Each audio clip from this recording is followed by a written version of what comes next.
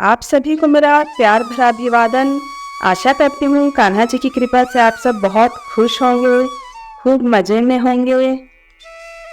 अभी तक हमने समझा कि श्रीमद् भगवत गीता क्या है और हमें इसे क्यों और कैसे समझना चाहिए। आज हम चर्चा करेंगे कि हमें गीता को किस माध्यम से समझना चाहिए कि हमें सही ज्ञान प्राप्त हो सके। किसी भी ज्ञान को प्राप्त करने के लिए एक प्रामाणिक गुरु का होना आवश्यक है।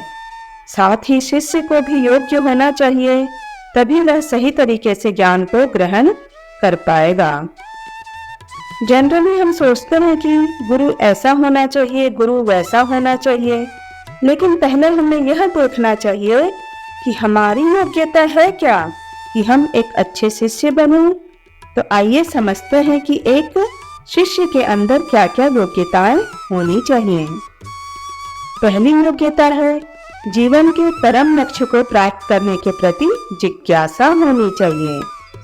हम गुरु के पास जाते हैं और कहते हैं, गुरु जी मेरे घुटने में दर्द है, गुरु जी मेरा लीवर काम नहीं कर रहा है, गुरु जी मेरी किडनी में समस्या है, बीपी कंट्रोल नहीं हो रहा है, हम क्या करें गुरु जी।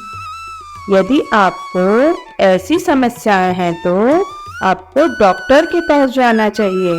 गुरु इन सब चीज़ों के लिए नहीं है। शिष्य की पहली क्वालिफिकेशन यही है कि उसे पता होना चाहिए कि वो किस पर्पज से गुरु के पास जा रहा है। उसका उद्देश्य होना चाहिए कि मुझे इस मनुष्य जीवन के परम लक्ष्य को प्राप्त करना है।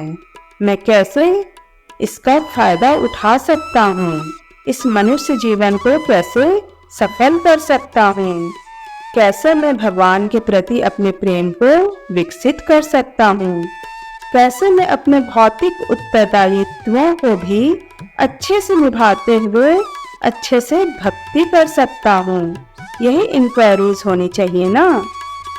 ये नहीं कि हम अपने गुरुजी से पूछ रहे हैं कि कैसे हम भौतिक जगत में सेटल हो सकते हैं। गुरुजी अभी तो हम 1 लाख रुपया महीना कमा रहे हैं, कैसे हम 4 लाख कमाएं। आपको भी अच्छे से डोनेशन देंगे और हम भी मजे करेंगे, बस चांदी ही चांदी। गुरु के पास जाने का उद्देश्य भौतिक नहीं होना चाहिए, वरन आध्यात्मिक होना चाहिए, ताकि हमारा जीवन सफल हो सके। दूसरी योग्यता है आध्यात्मिक गुरु की शरण में जाना चाहिए। स्वयं गुरु नहीं बनना चाहिए। हमें वह नहीं सोचना चाहिए कि हमें तो सब कुछ आता है, हमें क्या जरूरत है किसी गुरु की, या हम तो ग्रंथों को पढ़कर खुद ही सीख जाएंगे।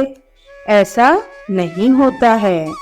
एक डॉक्टर को भी अगर चोट लगती है तो उसे दूसरे डॉक्टर के पास जाना पड़ता है, और इस बात को स्वयं भगवान हमें सिखाते हैं। जब वे इस पृथ्वी पर आते हैं तो सांदीपनी मुनि से शिक्षा प्राप्त करते हैं, जबकि भगवान को इसकी कोई आवश्यकता नहीं है।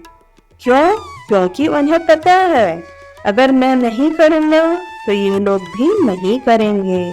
कहेंगे कि अरे भगवान ने भी तो नहीं किया।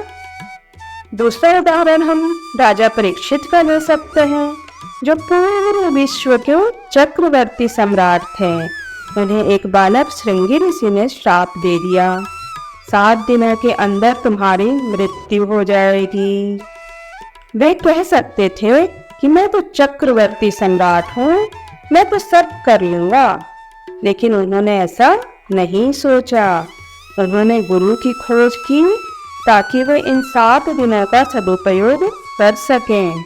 अंततः उन्हें सुखदेव गोस्वामी की शरण मिली और सुखताल नामक जगह पर, जो कि हरिद्वार के पास है, 7 दिन और 7 रातों तक लगातार भगवत कथाओं का श्रवण करते रहे, बिना खाना खाए, बिना पानी पिए। 7 दिन के बाद देह छोड़कर भगवान के धाम चले गए। तीसरी योग्यता है शिष्य को जिज्ञासु होना चाहिए। नम्रता पूर्वक प्रश्न पूछना चाहिए और गुरु से ध्यान पूर्वक सुनना चाहिए। गुरु को चैलेंज करने के लिए प्रश्न नहीं पूछना चाहिए। गुरु के प्रति श्रद्धावान रहना चाहिए। जैसे भगवत गीता में अर्जुन का भगवान श्री कृष्ण के प्रति एटीट्यूड था, वैसा ही एटीट्यूड हमारा अपने गुरु के प्रति होना चाहिए।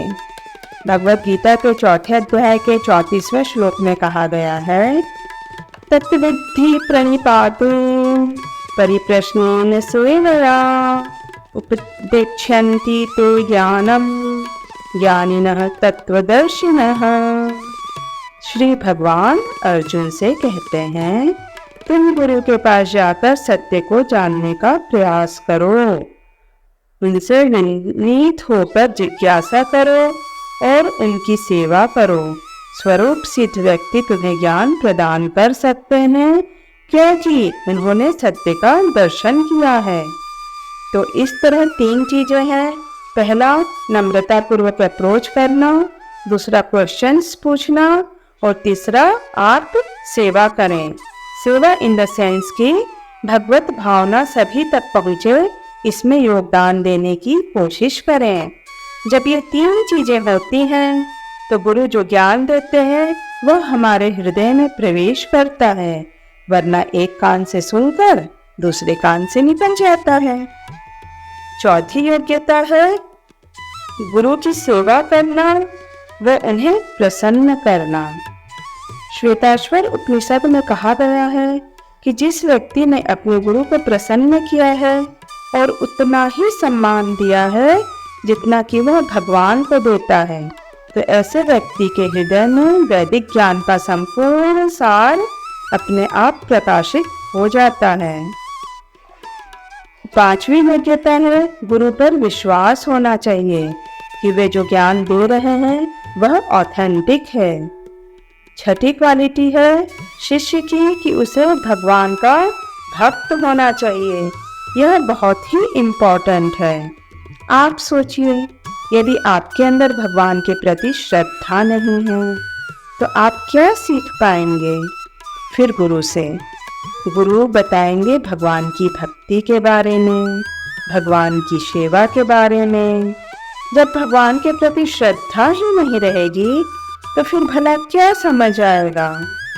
श्रीमद् भगवत गीता में भी भगवान 4थे अध्याय के 3रे श्लोक में बोलते हैं कि जो रहस्य है वह कब उजागर होता है? जब कोई मेरा भक्त हो, वरना वह रहस्य ही रह जाता है। जैसा कि हमने पिछले एपिसोड में उदाहरण लिया था शहद की बोतल का, कि शहद का स्वाद ढक्कन खोलने पर ही समझ आता है। ढक्कन खोलना मतलब भक्ति भावना के साथ काम करना। तो इसलिए व्यक्ति को भक्त होना चाहिए, भगवान का दास होना चाहिए, भगवान की सेवा की भावना होनी चाहिए। तो आज हमने जाना कि एक अच्छे शिष्य की क्या क्या योग्यताएं होनी चाहिए। अगले एपिसोड में हम एक गुरु की योग्यताओं के बारे में चर्चा करेंगे ताकि हम एक योग्य व्यक्ति को अपना गुरु चुन सकें। जय श्री कृष्ण।